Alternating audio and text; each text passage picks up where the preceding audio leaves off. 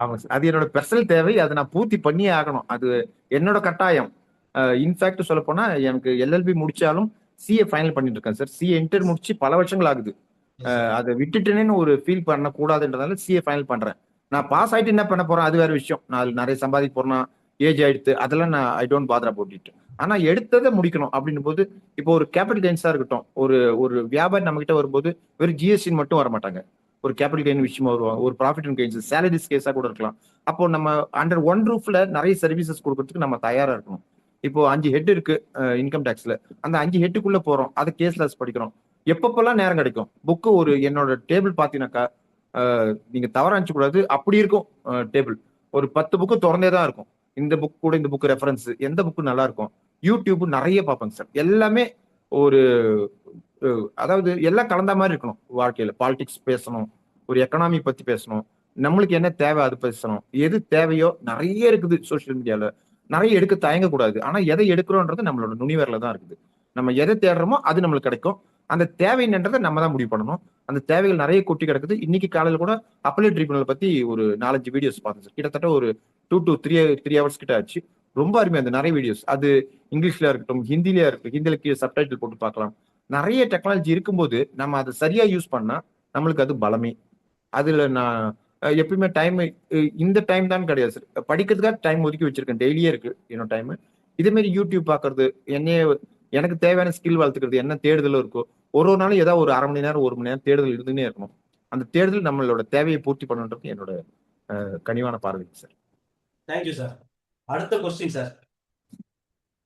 ஒரு professional fees வந்து இன்னைக்கு காம்படிட்டிவ் வேர்ல்ட்ல ஒரு பட்டி அண்டர் ப்ரொஃபஷனல்ஸ் வராங்க ப்ராக்டிஸ் பண்றதுக்கு. அவங்களுக்கு அந்த ஃபீஸ் எப்படி ஃபிக்ஸ் பண்ணணும்னு தெரியல.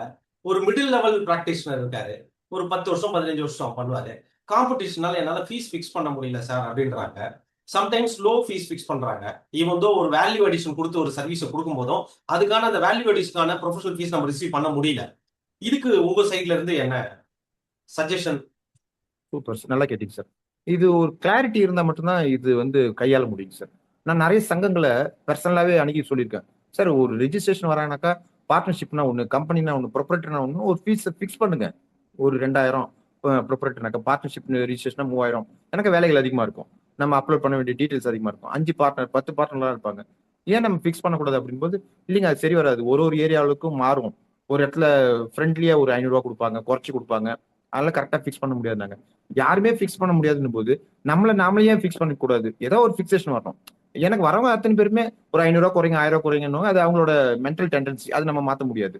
இருந்தாலும் நம்ம ஃபிக்ஸ் பண்ண எங்க ஆபீஸ்ல போர்டே இருக்குங்க சார். இந்தந்த சேவைக்கு இவ்வளவு அமௌண்ட் சொல்லிட்டு நாங்க போர்டே ஃபிக்ஸ் பண்ணிட்டோம். என்னோட எனக்கு பின்னாடியும் இருக்கும், என் ஸ்டாஃபுக்கு பின்னாடியும் இருக்கும், மெயின் ஸ்டாஃபுக்கு பின்னாடி இருக்கும். அது கண்ணில் பட்டுனே இருக்கும். இன்னொன்னு நான் சொல்ல மறந்துட்டேன்னு நினைக்கிறேன். இது லேடிஸ் பெட்டர் தன் நெவர்ன்ற போல கிரெடிட் ஸ்கோர் கார்டு அப்படின்னு சொல்லிட்டு ரீசெண்டா ஒன்று அமல்படுத்தினேங்க சார். அது எப்படின்னாக்கா எங்களை யாரு ரெஃபர் பண்றாங்களோ அவங்களுக்கு கிரெடிட் பாயிண்ட் மாதிரி கொடுக்குறோம். ஒழுங்கா ரிட்டர்ன் டியூ டேட்டுக்குள்ள கொடுக்குறவங்க, டீடைல்ஸ் கொடுக்குறவங்க, ஜிஎஸ்டி 1, 3B, இன்கம் டேக்ஸ் எல்லாமே டியூ டேட்டுக்குள்ள பண்றவங்களுக்கு கவர்மெண்ட் அப்ரிசியேஷன் பண்றாங்களோ இல்லையோ கண்டிப்பா பண்ணுவாங்க. ஏன்னா கம்ப்ளைண்ட்ஸ் அது இதுன்னு இருக்கு. நல்ல இவங்க முன்னேறி வராங்க அப்படின்ட்டு. எங்களால என்ன முடியும்? எனக்கு எங்க கிட்ட தானே பண்றாங்க, அது நாங்க அப்ரிசியேஷன் பண்ணணும். எல்லாத்துக்குமே 100 பாயிண்ட்ஸ், 50 பாயிண்ட்ஸ், 500 பாயிண்ட், 200 பாயிண்ட் அப்படின்னு சொல்லிட்டு ஸ்கோர் கார்டு போட்டுருக்கேன். அப்போ ஒருத்தவங்களும் நம்ம கிட்ட ஒரு புதுசா ரெஃபரன்ஸ் கொடுக்கும் போதும் நம்மள நம்மளுக்காக அவங்க ஓடுவாங்க. அதுதான் அதுல இருக்கிற டெக்னிக். அப்போ நம்ம வந்து புது கஸ்டமர் பத்தி நம்ம கவலைப்படவே வேண்டாம். இன்னொன்னு சார், நான் ஒரு கேஸ் எடுக்கும்போது எனக்கு நஷ்டமாகறதை விட என்னோட நண்பர்கள் என்னைக்கு இருந்தாலும் நான் என்னோட நண்பர்களோட முகத்தை பார்த்து தான் ஆகணும். அவங்க அதனால நான் என்ன பண்றது, யார்கிட்ட இருந்து வரீங்கன்றது கேட்பேன் சார். அவங்களுக்கு ரொம்ப ஃப்ரெண்ட்லியா இருந்தா பேசிடுவோம் போன்ல. அவங்க அனுப்பிச்சிட்டு, அந்த கிளைண்ட் அனுப்பிச்சிட்டு, இதே மாதிரி இங்க வந்தாங்க, நீங்க கொஞ்சம் பாத்துக்கோங்க. ஆனா வந்து அவர்கிட்ட சொல்லாதீங்க, நான் திருப்பி உங்ககிட்டயே அனுப்புறேன். இல்லைனாக்கா உங்களால முடியலனாக்கா சொல்லுங்க, ஃபீஸ் வாங்கிட்டீங்களா சொல்லுங்க, நான் பாக்குறேன். இன்னைக்கு வரைக்கும் அதை மெயின்டைன் பண்ணுவாங்க சார். இன்னொன்னு, எந்த ஆபீசர் எங்களோட கிளைண்ட் கேஸ பிடிச்சாலும் என்னோட வாயிலிருந்து ஃபர்ஸ்ட் வருது, my client is very genuine sir சொல்லுவோம். அப்படிதான் ஆரம்பிப்பேன். அப்போ நம்மளே போய் ஆபீஸ்கிட்ட வந்து தாறுமாறா பேசுறது நம்ம கிளைண்ட பத்தி அந்த அடிப்படையே கிடையாது சார் எங்ககிட்ட. அப்படி ஒரு அடிப்படையிலே வச்சு கூடாதுன்றதும். இன்னொருத்தன் கிளைண்ட் வரும்போது அவங்ககிட்ட ஃபீஸ் கொடுத்துட்டாங்க, நம்ம கிட்ட வரும்போது கரெக்டா செட்டில்மெண்டோட வராங்க நம்ம கிட்ட. அப்பதான் எனக்கு ஒரு கிளைண்ட் 10 பேர்ட்ட மாறி மாறி போவோம். 500 குறைக்கிறாங்க, 100 குறைக்கிறான்ட்டு. அதை நம்ம என்கரேஜ் பண்ணனாக்கா அதே நம்மளுக்கும் நடக்கும். நம்ம 10 பேர்ட்ட போயிட்டு நம்ம கிட்ட வராங்க, நம்ம கிட்ட இருந்து இன்னொருத்தவங்க போவாங்க. அப்ப நம்மளுக்கு பார்க்கும்போது கொஞ்சம் எரிச்சலா இருக்கும். அதுக்கு நம்ம என்ன பண்ணோம் சார், பழைய ஃபீஸ் செட்டில் பண்ணிட்டீங்களா யாருன்னு மட்டும் சொல்லுங்க சார். அவர் அனுப்பிச்ச பிறகு சார் உங்களுக்கு ஃபீஸ் வந்துருச்சா நான் எடுக்கலாமான்னு கேட்பேன். மத்தவங்க கேட்கறாங்க கேட்கலன்றது வேற விஷயம் சார். நிறைய பேர் கேட்கறதுல ஃபாலோ பண்ண முடியல, வந்தா போறோம்னு கேஸ் எடுத்துக்கிறாங்க. அவங்களோட எக்கனாமிக் பேக்ரவுண்ட் அப்படி இருக்கலாம் மேபி. அதை பத்தி நான் வருத்தப்படல. ஆனா நான் கேஸ் எடுக்கும்போது இதை கொஞ்சம் கான்சியஸா பண்றேன். புது கிளைண்ட்டுக்காக நான் ஓடுறதை விட என்னோட கிளைண்ட்டுங்க என்ன என் மீது வச்சிருக்க அன்பின் அடிப்படையில் அவங்க நல்லா ஓடுறாங்க. அதனால 10 கேஸ் போனாலும் 30 கேஸ் 40 கேஸ் வருது சார். அந்த ஒரு திருப்தி இருக்கு. எனக்கு எல்லா கிளைண்ட்டுமே நம்ம ரீட்டைன் பண்ணி அவங்களுக்கு நான் ஃபுல் ப்ராமிஸ் கொடுக்குறேன், 100% ப்ராமிஸ் கொடுக்குறேன், என்னால் மட்டும்தான் இது பண்ண முடியும் அப்படின்னு யாராலையும் சொல்றது சில சில இடத்துல சிக்கலாகும். எனக்கு நடைமுறை சிக்கல் இது ஆக்சுவலா. சில ஆபீஸருக்கு ரொம்ப பேர் இணக்கமா இருக்கலாம், நம்ம சில ஆபீஸ்ல ரொம்ப இணக்கமா பேச முடியாம இருக்கலாம். நம்ம ரொம்ப ஆக்ட் பேசுவான்டா அவரு வந்தாலே அப்படின்ற போலாம் இருக்கலாம். அவர் வந்து ஆக்டா பேசுவாரு அப்படின்னு ஒரு சில இடத்துல இணக்கமா இல்லாம இருக்கலாம். அப்போ அவங்களுக்கு யார் தோதுப்படுதோ அட்லீஸ்ட் அந்த இஷ்யூ ஆகுது சார். இவரு இந்த இஷ்யூ பார்ப்பாரு சார், இவர்கிட்ட இந்த இஷ்யூ மட்டும் முடிச்சுடுவாங்க, நான் உங்க ஃபைல பாக்குறேன் அப்படின் போது ஒரு இன்டர்பர்சனல் ஸ்கில் நல்லா இருக்கும். அந்த கிளைண்ட் சொல்லுவார் சார் அவர்கிட்ட போனேன் இஷ்யூ முடிச்சு, ஆனா நீங்க தான் எனக்கு வருஷம் ஃபுல்லா பாக்குறீங்க அப்படின்னுவாங்க. அது ஒரு திருப்தி இருக்கும், ஒரு கிளியர் கம்யூனிகேஷன் இருக்கும் between clients and us. Super கிளை. இன்னைக்கு ஒரு எம்பிஏ மேனேஜ்மெண்ட் சிஸ்டமே எடுத்துட்டீங்க. எத்திக்ஸ பத்தி பேசிட்டீங்க, கம்யூனிகேஷனை பத்தி பேசிட்டீங்க, இன்டர்பர்சனல் ஸ்கில்ல பத்தி பேசிட்டீங்க, ஓகே எஸ்ஓபியை பத்தி பேசிட்டீங்க உங்க இன்டர் ஆபீஸ்ல. ரொம்ப எக்ஸலன்ட் சார். ஸோ உங்களை வச்சு ஒரு பெரிய ஒன் டே செஷனே எடுக்கலாம் போது அவுட் இருந்து auditor office clear. Super excellent sir. சரி இப்போ இந்த ஃபீஸை பத்தி பேசணும் இல்லையா? இப்போ ஃபீஸ் வந்து நான் ஃபிக்ஸ் பண்றேன் அப்படின்னும் போது ஒரு ஹையர் சைட்ல ஃபிக்ஸ் பண்றேன் அப்படின்னும் போது என்னோட சர்வீஸையும் வேல்யூ அடிஷன் பண்ணணும். Yes sir. அது ஏதாவது உங்களால எக்ஸாம்பிள் தர முடியுமா? இந்த சர்வீஸ் இந்த வேல்யூ அடிஷன் பண்ணி கொஞ்சம் இன்க்ரீஸ் பண்ணி வாங்கலாம், தப்பு இல்ல, அது கிளைண்ட்டுமே கொடுத்துருவாங்க அப்படின்ற மாதிரி. ஏன்னா புரிதலுக்காக. ஆமாங்க சார், பண்ணலாங்க சார் தாராளமா. அதாவது மார்க்கெட் ரேட் என்னன்றது நம்ம பாத்துக்கணும் சார். ஒரு விஷயம் சார், நம்ம தொழில் பண்றவங்களோட நம்ம ஃப்ரெண்டியா ஒரு மென்சரியாவா இருக்கக்கூடாது, ஒரு கெட்ட எண்ணத்தோட இருக்கக்கூடாது. நம்ம ஃப்ரெண்ட்ஸுங்கெல்லாம் எப்படி பிசினஸ் பண்றாங்க, மார்க்கெட் ரேட் என்னன்றதை நம்ம தெரிஞ்சு வச்சுக்கணும். அது வந்து கட்டாயத்தின் அடிப்படை. அது நம்ம தெரிஞ்சுக்கல ஒன்றும் தப்பு இல்லை. இப்போ நம்ம நண்பர் 500 வாங்குறாருனாக்கா நம்ம போய் 200 வாங்கினாக்கா நாமளே குறைச்சிக்கிற மாதிரி ஆயிடும்.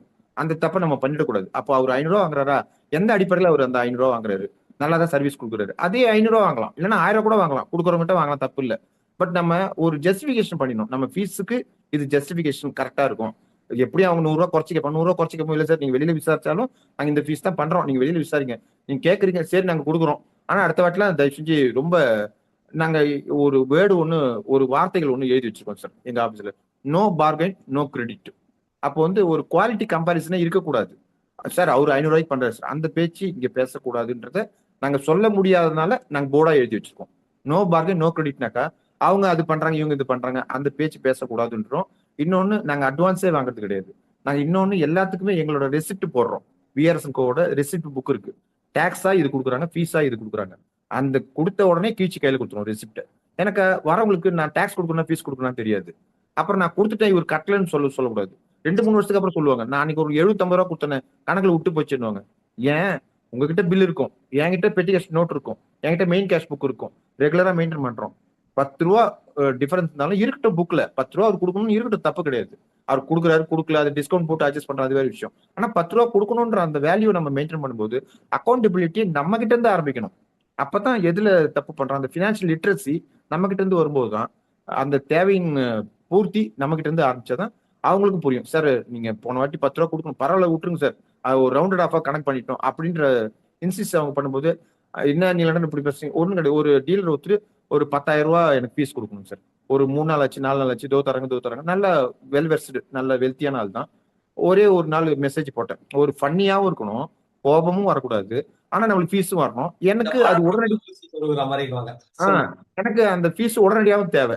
ஒரே ஒரு வார்த்தை தான் போட்டேன் அவருக்கு வாட்ஸ்அப்ல, சார் ஒரு ஆம்பளையோட கஷ்டம் ஒரு ஆம்பளைக்கு தான் சார் தெரியும், உங்ககிட்ட ஃபீஸ் இருக்கு சார் ப்ளீஸ் சார் போட்டேன். அடுத்த செகண்ட் போட்டுட்டார் சார். இது ஒரு ஃபன்னியா தான் இருக்கும். என்னடா நீலகண்டன் இப்படி பேசுறது தவறா நினைக்க கூடாது. சில இடத்துல ஒரு ஃப்ரெண்ட்லியா தான் மூவ் பண்ணி ஆகணும், ஒரு ஃப்ரெண்ட்லி அப்ரோச் தான் வேணும். இன்னொன்னு ஈஸி அப்ரோச்சபிளா இருக்கும்போது தான் நம்மள கொஞ்சம் அணுகுறாங்க. நம்ம ரொம்ப டஃப்பா இருக்கக்கூடாது. நம்ம படிச்சதும் அதை நம்ம பயன்படுத்துறோம், அதெல்லாம் நம்ம எந்தெந்த இடத்துல எந்தெந்த ரூபத்துல இருக்கணுமோ அந்த விஸ்வரூபத்தை அந்தந்த இடத்துல தான் காட்டணும். நம்ம எல்லா இடத்துலையும் காட்டும் போது அது நடைமுறை சிக்கலை கொண்டு வந்துடும்.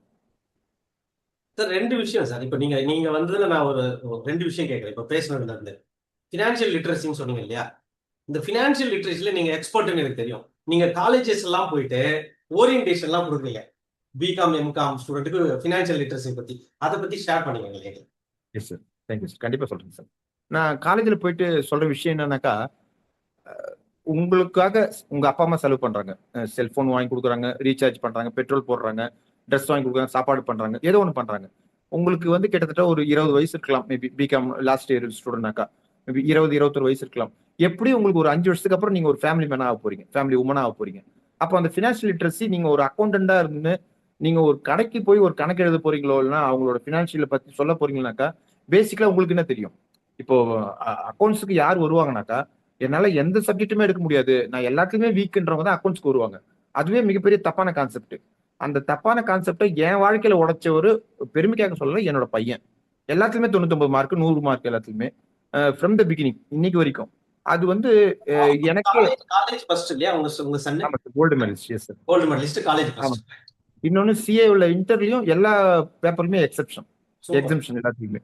அது வந்து புலிக்கு பிறந்தது பூனை ஆகுமா? வார்த்தை கரெக்டா இருக்கும்னு நினைக்கிறேன். இல்ல சார், இந்த விஷயத்துல மாறி இருக்கும்னு எனக்கு ஒரு ஃபீல் வரும். எனக்கா என்னோட உழைப்பு பத்தாதுன்றதை நான் நம்புவேன் அவனை பார்த்த பிறகு. அது நான் வந்து சொல்றேன். படிக்கிறத முழுசா படிக்கணும்னுடுவான் பையன். அந்த எண்ணம் தான் எனக்கு இருக்கு. பட் நம்ம சரஸ்வதி தாண்டி லட்சுமிக்கு வந்துட்டோம் ஃபேமிலி மேனா இருக்கிறதுனால. அப்ப நான் பசங்கிட்ட என்ன சொல்லுவேன் போகும்போது, 35 மார்க்ன்றத நீங்க மைண்ட் செட்டே பண்ணிக்காதீங்க. ஒரு காலேஜ் நான் கிளாஸ் எடுக்கும்போது சொல்லுவேன், 100க்கு 100 மார்க் தான் பாஸ் மார்க்கே. பாஸ் மார்க் 35 கிடையாது, 100க்கு 100. சொல்லுங்க பாஸ் மார்க் எவ்வளவு அப்படின்னு சொல்லுவேன். எல்லாரும் சேர்ந்து 100க்கு 100ன்னுவாங்க. இது எடுக்கிறது ரொம்ப ரொம்ப ரொம்ப ரொம்ப எளிது. ஒரு 12 சாப்டர் ஒரு புக்ல இருக்குனாக்கா ஃபர்ஸ்ட் இன்ட்ரோடக்ஷன் சாப்டர்ல எல்லாமே கவர் ஆயிடும். அந்த இன்ட்ரோடக்ஷன் சாப்டர் படிக்கிறதா சிரமம், புரியவே புரியாது. அது எல்லா பர்பஸ் என்ன மீனிங், அந்த புக்கோட மீனிங் அத்தனையும் அந்த இன்ட்ரோடக்ஷன் சாப்டர்ல வந்துடும். 12 சாப்டர்ல 12 கான்செப்ட் இருக்கும். 12 கான்செப்ட் நீங்க ஸ்கிப் பண்ணி இது அப்புறம் பாத்துக்கலாம், இது அப்புறம் பாத்துக்கலாம்னாக்கா, ஒரு படத்துல விஜய் சேதுபதி இந்த ஜுரம் அடிக்குதுங்க எனக்கு, அந்த கிளாஸ் மட்டும் நான் போலீங்க, அதனால நீங்க பக்கத்துல இருக்கிற டாக்டர் பாத்துங்கன்னு சொல்லுவாரு. அது சிரிக்கவும் சிந்திக்கவும் கூடிய விஷயம் அது. அப்போ நம்ம ஒரு சாப்டர் மிஸ் பண்ணும்போது அந்த கான்செப்ட் நம்ம லிங்க் கிடைக்காம போயிடும். எல்லாமே ஒரு கோர் லிங்க் தாங்களே, இன்டர் லிங்க் தாங்களே எல்லாமே. ஒரு கேஷ் ஃப்ளோ தெரியாம ஃபண்ட் ஃப்ளோ தெரியாது, ஃபண்ட் ஃப்ளோ தெரியாம கேஷ் ஃப்ளோ தெரியாது. பிஎன்எல் அக்கௌண்ட் விட்டுட்டு நம்ம பேலன்ஸ் ஷீட்டை பார்க்க முடியாது. பேலன்ஸ் ஷீட்லயும் பிஎன்எல் ரெண்டும் சேர்ந்தது தான் ஜிஎஸ்டி. ஜிஎஸ்டி ஆடிட்ல வரும்போது எதுல வேணாலும் அவங்க லெவி பண்ணலாம். நிறைய டெக்னிக்ஸ் இருக்கு. அப்போ நம்ம ஒரு சப்ஜெக்ட் விட்டுட்டு இன்னொரு சப்ஜெக்ட் போக முடியும். பெனால்டிஸ் எல்லாம் வேணாங்க, அசஸ்மெண்ட் எல்லாம் வேணாங்க, அசஸ்மெண்ட் அத்தாரிட்டி தானே பாக்குறாங்க, நம்ம ரிட்டர்ன் தானே ஃபைல் பண்ண போறோம், அப்படி நம்ம எதுவுமே ஸ்கிப் பண்ண முடியாது. அப்போ அந்தந்த கான்செப்டும் அந்தந்த சென்ஸ்ல அவங்க என்ன சொல்ல வராங்களோ அந்தந்த சென்ஸ்ல நம்ம 2-3 முறை படிச்சு இது மாதிரி படிக்கும் போது நம்மளுக்கு கொஞ்சம் கிளாரிட்டி வரும். அப்போ நம்ம என்ன பண்ணாக்கா, நான் ஸ்டூடெண்ட்டுக்கு சொல்றது, இன்னையிலிருந்து ஒரு நோட்டு போட்டு எழுதுங்க, என்னோட செலவுகள் இவ்வளோ அப்படின்னு எழுதுங்க. அது மந்த்லி எவ்வளவு ஆகுது பாருங்க. அப்பதான் உங்க அப்பா அம்மாவோட அருமை தெரியும் உங்களுக்கு. ஏன்னாக்கா இதை தான் நீங்க செய்ய போறீங்க.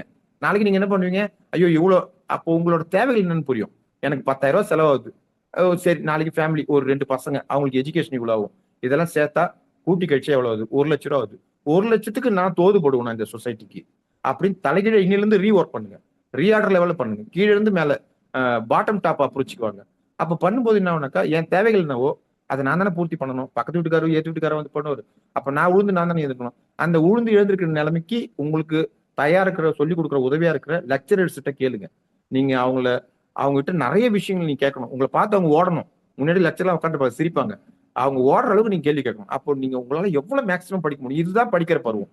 இந்த படிக்கிற பருவத்தை தாண்டும் போது இது அத்தனையும் தாண்டிடணும். இது நீங்க முடிச்சிட்டீங்கன்னாக்கா இது அப்படியே உங்களுக்கு பணமா மாறும், உங்களோட தேவையை பூர்த்தி பண்ணும் அப்படின்னு சொல்லுவோம் சார். அது ரொம்ப நல்லா இருக்குங்க, பண்ணலாங்க. இன்னையிலிருந்தே நாங்க எழுதுறோம் நோட்டுன்னு. நீங்க இது இலகுவா நினைச்சுக்காதீங்க, ரொம்ப சிம்பிளான விஷயம் கிடையாது. பினான்சியல் லிட்ரஸின்றது 20, 30, 50 அப்படின்னு இருக்கு. சேவிங்ஸ், வாண்ட்ஸ், நீட்ஸ், உங்களுக்கு எது வேணும் வேணான்றது நீங்க எழுதும் போது தான் தெரியும் அப்படின்னு சொல்லுவேன். புரியுதுங்க அப்படின்னு சொல்லுவாங்க சார். 2 விஷயம் எனக்கு வந்து என்னோட லைஃப்ல இருந்து நீங்க வந்து ஒரு ரீகால் பண்ண வச்சிருக்கீங்க. ஒண்ணு வந்து சரஸ்வதி லட்சுமி. என்னோட பெரியம்மா என்ன சொல்லுவாங்கன்னா, when I was ரொம்ப ஒரு சின்ன பையனா ஸ்கூல் டேஸ்ல, சரஸ்வதியை கெட்டியமா புடிச்சுக்கோ உங்க கைய, லட்சுமி வந்துருவாங்க உனக்கு கூடவே அப்படின்னுவாங்க. சோ இன்னைக்கு இருக்கிற காலகட்டத்துல அந்த மாதிரி சொல்லி கொடுக்கறதுக்கு யாருமே இல்ல பெரியவங்க. ஒண்ணு. 2வது வந்து நீங்க சொன்னீங்க கணக்கு எழுதுங்க, எக்ஸ்பென்சஸ் எல்லாம் எழுதுங்க, ஸ்பெண்டிங் ஆஃப் மணி வந்து எழுதுங்கன்னு சொன்னீங்க இல்லையா? என்னோட கிராண்ட் ஃபாதர் சொல்லியிருக்காரு, கணக்கு பார்த்தா காசு வரும். Yes sir. கணக்கு எழுதணும்டாங்க. கணக்கு உட்காந்து எழுதுனா நம்ம எவ்வளவு செலவு பண்றோம்னு தெரியும். அப்ப செலவை இறுக்கி பிடிப்போம். அப்போ வந்து சேவிங்ஸ் அது கன்வெர்ட் ஆகும். சோ அதனால வந்து கணக்கு பார்த்தா காசு வரும் அப்படின்னு அந்த காலத்துல சொல்லுவாங்க. சோ இன்னைக்கு அதெல்லாமே காணாம போயிடுச்சு ஃபுல்லாவே. இன்னைக்கு வந்து கூகுள் பே வந்தோடனே எல்லாரும் தள்ளுறதுதான். Yes, sir. Yes, sir. 2 விஷயத்தை எனக்கு ஞாபகப்படுத்திருக்கீங்க நீங்க. அடுத்து சார், அடுத்த கொஸ்டின் வந்து low level work, high level work இருக்கு சார். அதை அப்படியே Yes. மாத்தி பேசலாம் சார். வேல்யூ அடிஷன், நான் வேல்யூ அடிஷன் அப்படின்னு இருக்கு. இப்போ ரிட்டர்னை பொறுத்தவரைக்கும் ஜென்ரிக்கா எல்லாருமே ரிட்டர்ன் ஃபைல் பண்ணுவாங்க. எஸ் ஒரு சார். உதயம் சர்டிபிகேட் ஜெராக்ஸ் கடையில கூட போட்டு கொடுத்துருவாங்க. எஸ் இ எஸ் சேவை மையத்துக்கு நான் போனேன் அப்படின்னா அங்க பாதி ஆடிட் ஆஃபீஸ் அங்கதான் நடக்குது. இ சேவை மையத்தில் தான் நடக்குது. அப்போ சார். Yes sir. ஆடிட்டர்ஸ் வந்து வேல்யூ அடிஷன் பண்ணணும். என்ன எஸ் மாதிரி சார். சஜஷன் கொடுக்குறீங்க? வேல்யூ அடிஷன் சர்வீஸ் கொடுக்கலாம் ஒரு ஆடிட்டர் ஆஃபீஸ்ல அப்படின்னு. Yes sir. சூப்பரா சொன்னீங்க சார். நம்மளுக்கு தேவையான கேட்டகரியான அசசி எங்க இருக்கிறாங்கன்றது நம்ம முதல் தேடணும் சார். நான் சொல்ற வார்த்தை சரிதானான்னு தெரியல. நம்ம நிறைய மீட்டிங்ஸ் அட்டன் பண்ணணும். பிசினஸ் பீப்புள் எங்க கேதரிங் ஆகுறாங்களோ அங்க அங்க ஏதாவது பிரசன்டேஷன் கொடுக்க முடியுமா பார்க்கணும். எக்ஸாம்பிளுக்கு பிஎன்ஐ, எஸ் இதே மாதிரி எல்லாம் இருக்கு இல்லைங்களா. நான் அவங்களுக்கு ப்ரொமோட் பண்றதுக்காக சொல்லல, நான் பார்த்ததை சொல்றேன், நான் உணர்ந்ததை சொல்றேன். அதே மாதிரி இடத்துல நம்ம கொஞ்சம் வேல்யூபிளா கொஞ்சம் என்ன சொல்றது நல்ல பிரசன்டேஷன் கொடுக்கும்போது நமக்கு நிறைய கேசஸ் வரும். அந்த கேசஸை நம்ம ஃபில்டர் பண்ணணும். இந்த கேசஸ்லாம் நம்மளுக்கு நல்லது, ஒரு 100 கேஸ் பார்க்க முடியும் நம்மளால அப்படின்னு ஒரு நம்மளுக்கு ஒரு லிமிடேஷன் இருக்கும். என்ன உயரம் எனக்கு தெரியும் சொல்லுவாங்க இல்லைங்களா. அது மாதிரி ஸ்டாஃப் மூலியமா ஒரு 100 கேஸ் பார்க்கலாம். ரிட்டர்ன் ஃபைலிங் நம்மளால ஒரு 100 கேஸ் பார்க்கலாம். அப்பீல் கேஸ் நம்மளால ஒரு அப்பீல் ட்ரிபியூனல் இவ்வளவு பார்க்கலாம். சரி இந்த டைமுக்கு இது பார்க்கலாம் அப்படின்னு நம்ம நெருக்கி நெருக்கி நெருக்கி நெருக்கி பார்க்கும்போது நம்மளோட தேவைகள் எவ்வளவு இருக்கு. ஒரு மாசத்துக்கு ஒரு 2 லட்ச ரூபா இருந்தா நல்லா இருக்கும். வருமானம் வந்தா இந்த செலவெல்லாம் போக ஒரு 10,000 ரூபாய் பிடிக்கலாம், ஒரு சேவிங்ஸ் பண்ணலாம். அப்படின்னு அந்த 2 லட்சத்துக்கு என்னெல்லாம் பிளான் போடலாம். மாசம் மாசம் மாசம் பிளான் போடணும். ஒரு எக்ஸல் ஷீட் வச்சு நம்மளோட செலவுகளை எழுதி இது ஏதாவது கூடியிருக்கா குறைஞ்சிருக்கா நான் ஒரு வாட்டியும் எழுதுவேன் மாசம் மாசம். இதுல இன்னொரு விஷயம் என்னக்கா, நான் ஒரு ஹவுசிங் லோனை நான் ஒரு 10 வருஷம் ஒரு ஒரு 3 வருஷமா என்ன பண்ணிட்டேன்னாக்கா அந்த இஎம்ஐ மட்டும் தான் போயிட்டு இருக்கும். ஆனா இப்போ நான் என்ன பண்றேன்னாக்கா 3 நாளைக்கு ஒரு வாட்டி 1000 ருபீஸ் அதுல போகும். சும்மா என்னோட ஸ்டாண்டிங் இன்ஸ்ட்ரக்ஷன் மாதிரி. அந்த அதாகப்பட்டது என்னன்னாக்கா 2 lakhs 3 lakhs அப்படியே குறையுது வருஷத்துல. ஆமா நம்மளுக்கே சார், தெரியாது. இன்ட்ரெஸ்ட் குறையும். ஆமா நீங்க ஆமா அதுக்கு பிரின்சிபல் ரீபேமெண்ட் பண்ணீங்கன்னா ஆமாங்க இன்ட்ரெஸ்ட் சார். டிராஸ்டிக்கா குறையும். ஆமாங்க சார். அதுக்கு பேர் ஷார்ட் டேர்ம் டெட் ரீபேமெண்ட் சொல்லுவாங்க. Yes, sir. நம்மளுக்கே தெரியாம போயிட்டு இருக்கு. இஎம்ஐக்கு அடிஷனலா இது போகும். அதான் போகும்போது சார் கடகடனா கத்துக்கணும்னா நீலகண்டன் சார் பினான்சியல் லிட்டரேசில மாஸ்டர்ன்றதை நாங்க கத்துக்கணும். Thank you sir. தேங்க்யூ. இது நம்ம தேவையின் அடிப்படையில இன்னும் கொஞ்சம் ஒரு 10,000 ரூபாய் இருந்தா நல்லா இருக்கும். இன்னும் ஒரு 15,000 இருந்தா நல்லா இருக்கும். அந்த தேடுதல் நம்மளுக்கு எங்க கிடைக்கும், அந்த தேவை எங்க பூர்த்தி ஆகும். இது எல்லாமே எத்திக்கல் மேனர்கள் தான். நம்ம இன்னொருத்தவங்க வயிற்றுல அடிச்சு பண்ண போறது. நம்மளோட அப்ஸ்கில் பண்ணின்னு நம்ம இதை தேட தேட நம்மளுக்கு என்ன தேவைகள்னு புரியும். நம்மளது எங்க மதிப்பாங்கன்றது தெரியும். ஒரு வைரத்துக்கு வந்து கூழாங்கல்லாம் நினைக்கிறவங்களும் இருக்கிறாங்க. வைரக்கல் வியாபாரிக்கும் அந்த ரேஞ்சு தெரியும், என்ன ரேஞ்சுன்ட்டு. அது வந்து நம்ம எல்லா இடத்துலயுமே நம்ம எதிர்பார்க்க முடியாது. நம்மள எல்லாருமே ஒரே மாதிரி வேல்யூ பண்ணுவாங்கன்ட்டு. எந்த இடத்துல வேல்யூ பண்றாங்களோ அந்த இடத்துல நம்ம நல்ல பிரசன்டேஷன் கொடுக்கலாம். எந்த இடத்துல வேல்யூ பண்ணலையோ அந்த இடத்துல கவனமே இருக்கலாம். ஒன்றும் தப்பு இல்லைங்க சார். அப்போ நம்மளோட தேவைகளை எக்ஸல் எழுதி நம்ம பழக்கத்துல கொண்டு வந்தோம்னாக்கா நம்ம பூர்த்திகள் நல்லா இருக்கும் சார். ரெண்டு விஷயம் தான் சார். ஒண்ணு பிசினஸ் மேன் எங்க இருக்கிறாங்களோ அங்க நீங்க இருக்கணும்ன்றீங்க. கிளியரா? எஸ் சோ அங்க ஒரு எஸ் சேரை போட்டு உட்கார்ந்துருங்க. நீங்க யாருன்னு அல்டிமேட்டா தெரியும் பிசினஸ் பீப்புளுக்கு. ஒண்ணு. ரெண்டாவது நீங்க சொல்லும்போது சொன்னீங்க லாஸ்ட் கொஸ்டினுக்கு ஈகோ லெஸ் அப்படின்னு சொல்லியிருந்தீங்க. ரொம்ப ஃப்ரெண்ட்லி அப்ரோச் அப்படின்னு நீங்க சொல்லியிருந்தீங்க. இது வந்து சார் நான் வந்து I am tester my life. எனக்கு வந்து ஈகோவே இருக்காது. எனக்கு எப்பயுமே கோபமும் வராது. நார்மலா தள்ளிட்டு போயிடுவேன். ஓகே ஓகே அவங்களுக்கு நம்மள பிடிக்கலையா, நம்ம வேற ரூட் எடுத்து போயிடலாம். நம்ம ஏன் அவங்களை நீங்க தள்ளி போங்கன்னு சொன்னோம் அப்படின்றதுதான். சோ அதனால இங்க வெள்ளூர் அண்ட் ராணிப்பேட்டை அப்படிலாம் ஒரு பேர் ஒண்ணு வச்சிருக்காங்க, செல்ல பேர். என்ன அப்படின்னா friendly tax lawyer. Excellent excellent. நீங்க சொன்னதை நான் அனுபவிச்சேன். ஏன்னா நான் எனக்கு யார் என்ன சொன்னாலும் நான் காது கொடுத்து கேட்க மாட்டேன். Negative points only for positive. So நான் வந்து தேவையில்லாம அதாவது மத்தவங்களை நான் டிஸ்டர்ப் பண்ண மாட்டேன். மத்தவங்களால நான் டிஸ்டர்ப் ஆகாம பார்த்தேன். Excellent excellent. சோ ரெண்டாவது வந்து நம்மளுக்கு எந்த கொம்பும் முளைக்கல. Yes sir. Super correct. கொம்புல எதுவும் இல்லை. சோ நம்மளும் ஹியூமன் பீயிங் தான். அவங்களுக்கு ஹெல்ப் பண்றதுக்காக நம்ம இருக்கோம். சோ அது மூலியமா நம்ம ஏர்ன் பண்ண போறோம் அப்படின்னும் போது அந்த ஈகோ வராது. பட் நிறைய இடத்துல நான் நோட்டீஸ் பண்ணது என்ன அப்படின்னா ஈகோ நிறைய பேருக்கு இருக்கு. ஈகோ நிறைய டெவலப் ஆகாம போனவங்க நிறைய பேர் இருக்காங்க. சோ அதை இந்த இடத்துல நீங்க ஒரு பாயிண்ட் அவுட் பண்ணி சொன்னீங்க சார். ஈகோ லெஸ்ஸா இருக்கணும் அப்படிங்க. நல்ல வேலிட் பாயிண்ட் அது. Next question sir. 30 minutes or 1 hour or 10 minutes நாங்க வந்து நாலேஜ் என்ஹான்ஸ் பண்றதுக்கு உங்ககிட்ட ஏதாவது பிளான் இருக்கா? ஜிஎஸ்டி இருக்கு சார். மிகப்பெரிய கலை சார். அது 10 நிமிஷத்துல எடுக்கலாம், 30 நிமிஷத்துல எடுக்கலாம், 1 மணி நேரத்துல எடுக்கலாம் sir. Full GST. Full GST yes sir. எடுத்துட்டு வரேன். நான் டெய்லி லேர்ன் பண்ணணும். நான் என்ன அப்ஸ்கில் பண்ணிக்கணும். அப்ப டெய்லி பேசிஸ்ல எடுக்கலாம் சார். உங்ககிட்ட ஒரு வாரத்துல எடுக்கலாம், 15 நாள் கிளாஸ் எடுக்கலாம். Basic level, advance level, moderate level அப்படின்னு சொல்லிட்டு எடுக்கலாம். அது தேவைகள் யாருக்கு தேவைப்படுதுன்னு பார்த்து அதுக்கு தகுந்த போல எடுக்கலாம் சார். நான் கேட்கும்போது கேட்டுடுவேன், நீங்க உங்களோட பேக்ரவுண்ட் என்ன, அக்கௌண்டன்ஸ் இருக்கா, பேசிக்ஸ் இருக்கான்னு கேட்பேன். எனக்கு நிறைய பேர் எதுவுமே கிடைக்கலீங்க, நான் இன்ஜினியரிங் ஸ்டூடெண்ட், இதுக்கு வரலாமா, ஜிஎஸ்டி ஈஸியா இருக்காமே, நிறைய சம்பாதிக்கலாமே அப்படிம்பாங்க. அதெல்லாம் காசிப்ஸ்ங்க. எல்லா தொழிலுமே இன்டெப்த் பார்க்கணும். பார்த்ததுக்கு அப்புறம் தான் காசு பார்க்க முடியும். நம்ம மேம்போக்கா நுனிப்புல் மேயறது வந்து எதுலுமே காலவாரி விட்டுடும். அதுல கொஞ்சம் ஜாக்கிரதையா இருங்க. அப்படி எல்லாம் யாரும் தவறுல சொல்லியிருக்காங்க. நீங்க இப்போ என்ன பண்றீங்களோ அதுல நீங்க தேடுங்க, உங்களுக்கு தேடினா கிடைக்கும் அப்படின்னு நான் சொல்லுவேன். அதனால நான் கேட்டுதான் விசாரிப்பேன். எதுவுமே பாசிபிலிட்டி உண்டு சார். இப்போ நம்ம வந்து ஏன் நம்ம வெறும் தொழில ஒரு லிட்டிகேஷன் எக்ஸ்பர்ட் சொல்றோம் இல்லையா, அது மட்டும் ஏன் நம்ம அந்த பிராக்டிகல் அப்ரோச் மட்டும் செய்யணும். எஜுகேஷன் சர்வீசஸ் பண்ணலாமே. நம்ம இப்போ நிறைய படிக்கிறோம், அது ஏன் நம்ம வித்தியாசமா பொறுப்புணர்வோட நிறைய சொல்லி கொடுக்க கூடாது அப்படின்னு நான் பார்த்ததுதான். எனக்கு நம்ம நிறைய நண்பர்கள் வேட்ல இருந்து ஜிஎஸ்டிக்கு இன்னும் மாறல. மைண்ட் செட் அப்படியே தான் இருக்கு. நம்ம ஆபீசரை பார்த்து சரி பண்ணிக்கலாம், நோட்டீஸ் எல்லாம் வந்துனாக்கா அவர் பார்த்தா முடிச்சிடலாம் அப்படின்னு. ஆனா எல்லாமே ஆட்டோமேட்டட் ஜென்ரேட்டடா இருக்கு. அவுட் ஆஃப் ஃபோக்கஸ் ஆஃபீஸருக்கே என்ன பண்றதுன்னு தெரியாம இருக்கு பல விஷயங்கள். அப்போ அவங்களுக்கு ஒரு அவேர்னஸ் கொடுக்கும்போது தான் இந்த எஜுகேஷன் சர்வீசஸ் என்னோட பெருகிச்சு. அதில் நம்ம படிக்கிறது மட்டும் இல்லாம அப்ளிகேஷன் ஆஃப் நாலேஜ், அதுதான். அதாவது அறிவை எப்படி பயன்படுத்துறோம், அந்த பயன்படுத்துற அறிவு, அது வந்து இன்னும் மிகச்சிறப்பா இருக்கும். வெறும் அறிவை வச்சு ஒன்றும் பண்ண முடியாது. பயன்படுத்துற அறிவை வச்சு தான் நம்ம ஏதாவது முன்னுக்கு வர முடியும். இப்போ எங்களை எங்களை எவ்வளவு டைம் ஸ்பெண்ட் பண்ண சொன்னீங்க டெய்லி நாங்க லேர்ன் பண்றது? நாங்க ஓடிட்டே இருக்கோம், ஃபேமிலிக்காக ஓடுறோம், ப்ராக்டிஸ் பண்றதுக்காக ஓடுறோம். கொஞ்சம் அப்ஸ்கில் பண்ணணும் அப்படின்னா எவ்வளவு டைம் இன்வெஸ்ட் பண்ண சொன்னீங்க டெய்லி பேசிஸ்ல? இன்ஃபினிட்டிங் சார். அதுக்கு வந்து வரம்பே கிடையாது. எனக்கு சனி ஞாயிறு நிறைய கிடைக்கும், மற்ற நாள்ல குறைவா கிடைக்கும். சில நாள்ல ஒரு கிளைண்ட் வரமாட்டாரு, அப்பாயின்மெண்ட் மிஸ் ஆயிடும். நம்ம சும்மா தான் உட்காந்துருப்போம். ஒரு ஆபீசர் கூப்பிடுவாரு, ஒரு ஹாஃப் அன் அவர் வெயிட் பண்ணுங்க பாரு. அந்த இடத்துல படிக்கலாம், ஒரு யூடியூப் பார்க்கலாம், காதுல ஏர்பாடு வச்சுன்னு படிக்கலாம். அது மாதிரி எந்தெந்த இடத்துல கிடைக்குதோ. எனக்கு நம்ம கையில் தான் செல்போன் இருக்கு, பிடிஎஃப் இருக்கு. நான் எப்பவுமே டிபார்ட்மெண்ட் போகும்போது 2 புக்கோட தான் போவேன். ஆர்கேஜிஎன் புக்கோட தான் போவேன். அது அப்பீல் போனாலும் சரி, அப்பீல் ட்ரிபியூனல், இன்னும் அப்பீல் ட்ரிபியூனல் ஆரம்பிக்கல, ஃபைல் தான் பண்ணியிருக்கேன்.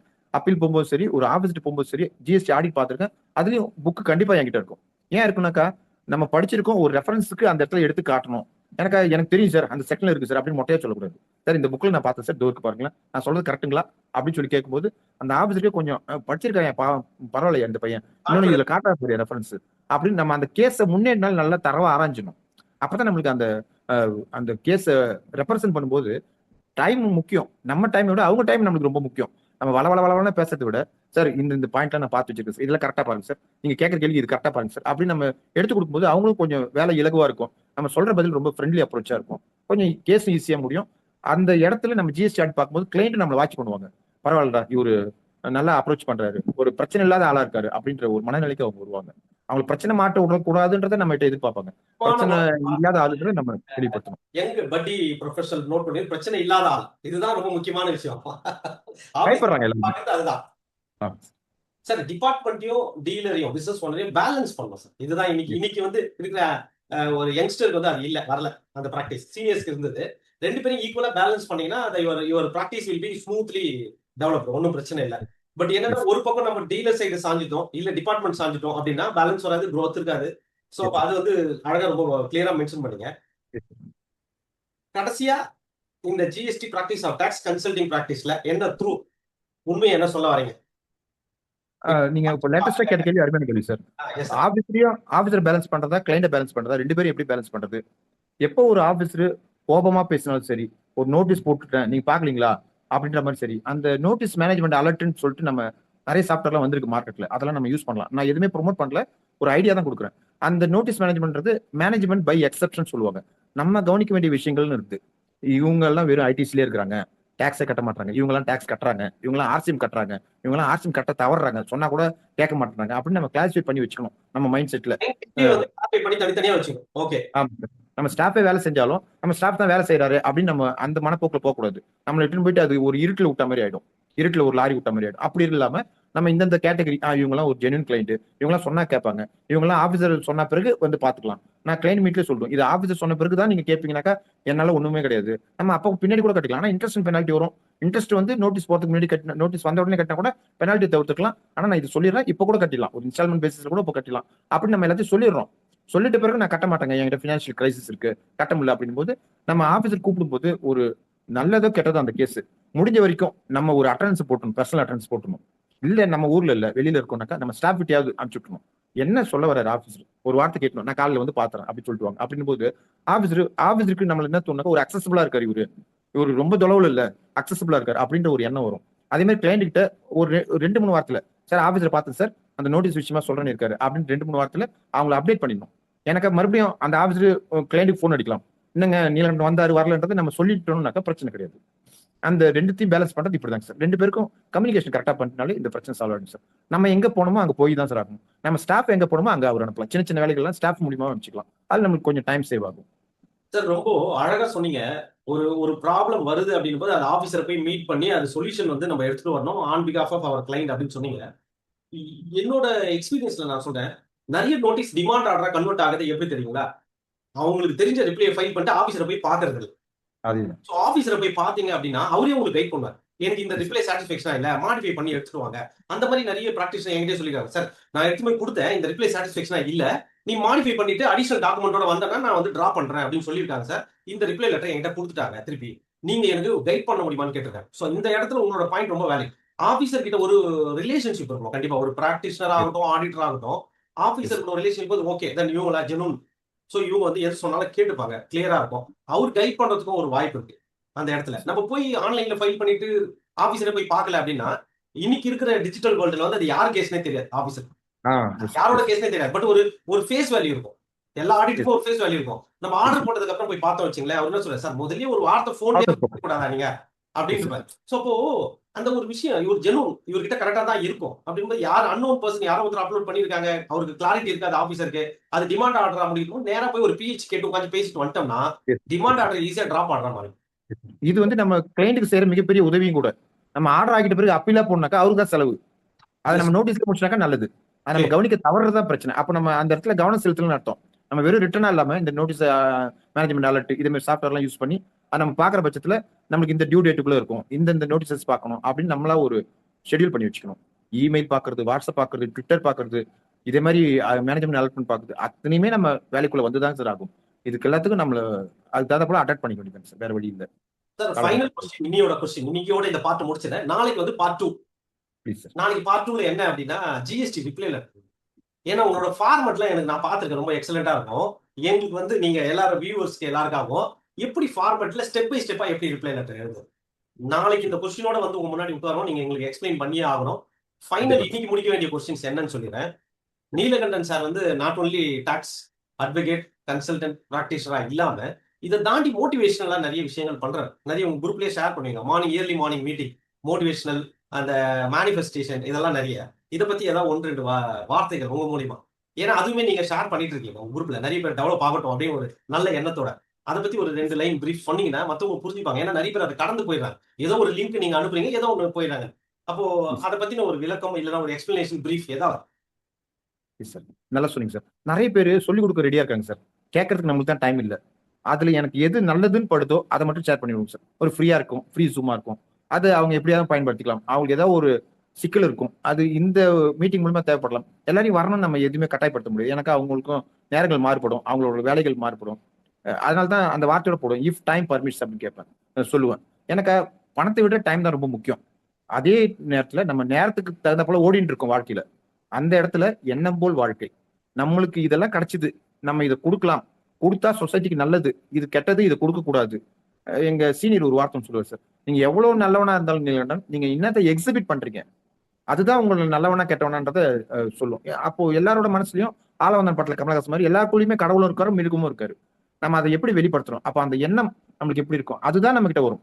இந்த வேர்ல்ட் இஸ் மிரர், நீங்க என்ன கொடுக்குறீங்களோ அதை தான் நீங்க பாப்பீங்க. அந்த நம்பிக்கை எனக்கு இருக்குதுன்றதால நல்லதை முடிஞ்ச வரைக்கும் கொடுப்போம் அப்படின்ற ஒரு எண்ணம் எனக்கு இருக்கு சார். அது ஆழமான நம்பிக்கை கூட. எனக்கு நல்லது நடக்குது, அதை நான் உணர்றேன்.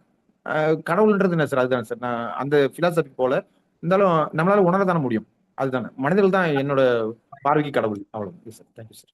இந்த வாய்ப்பு, பெரிய வாய்ப்பு கொடுத்து என்னையும் இவ்வளவு விஷயங்கள் தெரியும்னு என்னைய நோட்டி பார்த்தவங்களுக்கு மிக்க நன்றி சார். எனக்கு நீங்க கேட்கிற கேள்வி அப்படி இருக்கு சார். இன்னும் ஒரு விஷயம் இருக்கு, அதுக்கு மட்டும் எங்களுக்கு தனி ஷெட்யூல் பண்ணணும். அது என்ன அப்படின்னா, நீங்க வந்து ஒரு எக்ஸலண்டான சிங்கர், ஜேசுதாஸோட சிங்கர், அவரோட சாங்லாம் எங்களுக்கு அது ஒரு தனி ப்ரோக்ராமா. ஏன்னா நாங்க வந்து நீலகண்டன் சார் வந்து கிளாஸ் எடுத்து பார்த்திருக்கோம், நீலகண்டன் சார் பேசி பார்த்திருக்கோம், ஆனா நீலகண்டன் சார் பாடி நாங்க பார்த்ததே இல்லைல்ல. அதனால எங்களுக்காக ஒரு சாங் வந்து நீங்க பாடுறீங்க வேற நெக்ஸ்ட் ப்ரோக்ராம்ல. ஓகே, நன்றி, வணக்கம் சார்.